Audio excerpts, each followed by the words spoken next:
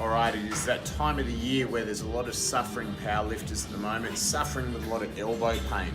And this is something that's really common with bench pressing in particular, and there's a number of reasons for that. So full disclosure, I'm no powerlifter myself, but I understand the mechanics of these injuries and what's going on, and hopefully I can give you a few tips on alleviating these issues and avoiding them in the future. So first thing to understand with the shoulder and elbow relationship is the inherent relationship in the design of the shoulder is for the shoulder to be mobile and the elbow to be more fixed.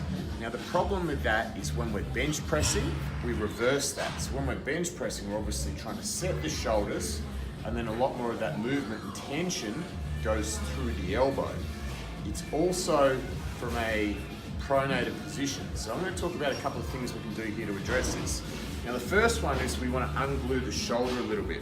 So using a stick and starting off with the knuckles facing forward, go as wide as you need to, and then you're simply taking that stick forward and back over the head, trying to keep the elbows locked as you go. What this one's going to do is start to unglue the shoulder a little bit, promote a little bit more mobility.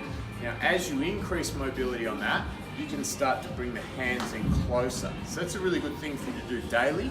There's probably going to be a few of the powerlifters out there who can't even do that one. So not only is it a good drill for ungluing the shoulder, but also a good assessment to see if you have that required range. Now, the next thing you want to do then, once you promote a little bit of mobility, is to build a little bit of resilience through that elbow joint. Because like I said, when we're benching, we're locking those shoulders in, and there's a lot of tension, a lot of torque going through that elbow joint, which results in the elbows getting very beaten up, ending up with tennis elbow, some inflammation through this part, and golfer's elbow through here.